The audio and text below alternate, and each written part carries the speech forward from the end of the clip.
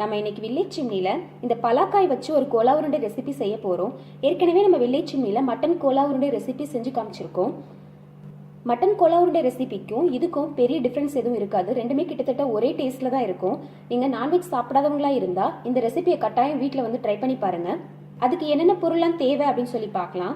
நான் வந்து இன்னைக்கு ஒரு சின்ன சைஸ் பலாக்காய் எடுத்திருக்கேன். கூடவே 2 டேபிள் ஸ்பூன் தேங்காய், 1/2 டீஸ்பூன் கசகசா, 1/2 டீஸ்பூன் கல்பாசி, சோம்பு வந்து 1 டீஸ்பூன் அளவுக்கு எடுத்துக்கோங்க.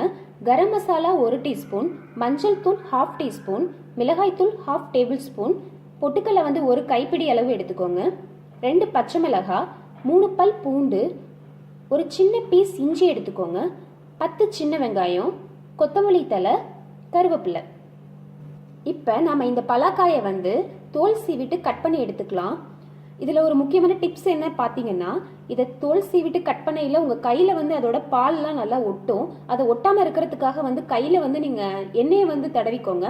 தடவிட்டு அதுக்கப்புறமா நீங்கள் சீவி எடுத்தீங்கன்னா நல்லா க்ளீனாக வரும். பலாக்காயை தோலை சீவிட்டு நம்ம நல்லா கட் பண்ணி எடுத்துட்டோம். இப்போ இதை நம்ம உப்பும் மஞ்சளும் சேர்த்து வேக வச்சு எடுத்துக்கலாம். பலாக்காயை நறுக்கினதுக்கு அப்புறமா நம்ம அது கூட உப்பும் மஞ்சள் தூளையும் சேர்த்து இந்த மாதிரி வேக வச்சு எடுத்துக்க போகிறோம். இது வெந்ததுக்கு அப்புறமா இதில் இருக்க தண்ணியை வடிகட்டிட்டு இந்த பலாக்காயை மட்டும் நம்ம தனியாக எடுத்துக்க போகிறோம். இப்போ இது வந்து நல்லா வேகட்டும்.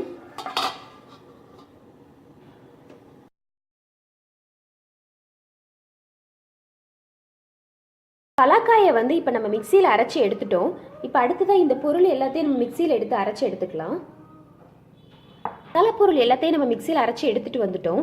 இந்த மசாலா பொருள் சேர்த்து அரைக்கையில் தண்ணியெல்லாம் எதுவும் சேர்த்து அரைச்சிடக்கூடாது. இந்த மாதிரி ட்ரையாக தான் அரைக்கணும். இப்போ வந்து இதை வந்து நம்ம இந்த பலாக்காய் கூட சேர்த்து கலந்துக்கலாம். இந்த பலாக்காயும் நம்ம தண்ணி ஊற்றி அரைக்கக்கூடாது, அப்படியே தான் அரைக்கணும். இப்போ நம்ம வந்து இதை கலந்துக்கலாம்.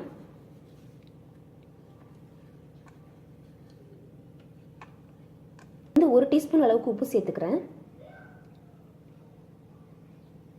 இப்போ இது நம்ம எல்லாத்தையும் நல்லா கலந்துட்டு உருண்டைகளாக வந்து உருட்டி எடுத்துக்கலாம். பலாக்காய் கோலா உருண்டைகளை வந்து உருட்டி எடுத்துட்டோம். இதை நம்ம வந்து எண்ணெயில் பொரிச்சு எடுத்துக்கலாம். இப்போ வந்து எண்ணெய் வந்து சூடாயிடுச்சு. இதில் வந்து நம்ம கோலா உருண்டை வந்து ஒன்று எடுத்து பொரிச்சு எடுத்துக்கலாம். இதில் இருக்க முக்கியமான விஷயம் என்ன அப்படின்னா, எண்ணெய் வந்து ரொம்ப அதிகமாகவும் சூடாக இருக்கக்கூடாது, அதே சமயத்தில் எண்ணெய் கம்மியாகவும் சூடாக இருக்கக்கூடாது. மிதமான சூட்டில் எண்ணெய் இருக்க மாதிரி பார்த்துக்கோங்க. இப்போ நம்ம வந்து இதில் கோலா உருண்டைகள் ஒன்று பொரிச்சு எடுத்துக்கலாம்.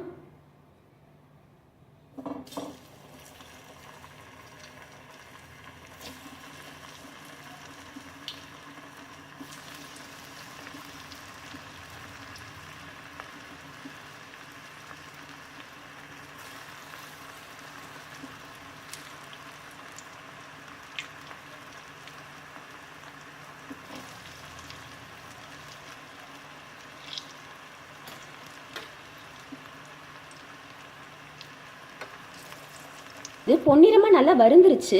இதை நம்ம எண்ணெயிலேருந்து வெளியில் எடுத்துடலாம். வாசனை கூட அந்த மட்டன் கீமா பால்ஸ் வாசனை தான் அடிக்குது. நீங்கள் வீட்டில் கட்டாயம் ட்ரை பண்ணி பாருங்கள்.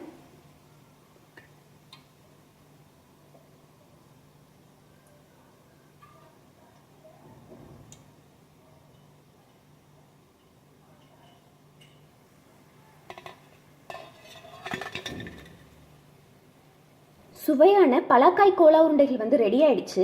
இதை நீங்கள் உங்கள் வீட்டில் ட்ரை பண்ணி பாருங்கள். ட்ரை பண்ணி பார்த்துட்டு உங்களோட ஃபீட்பேக்கை வந்து கமெண்ட் செக்ஷனில் போஸ்ட் பண்ணுங்கள். இந்த வீடியோவை வந்து ஃப்ரெண்ட்ஸ் கூட வந்து ஷேர் பண்ணுங்கள். இந்த ரெசிபி உங்களுக்கு பிடிச்சிருந்துச்சு அப்படின்னா மறக்காமல் வில்லேஜ் சிம்னிக்கு சப்ஸ்கிரைப் பண்ணுங்கள். தேங்க்யூ.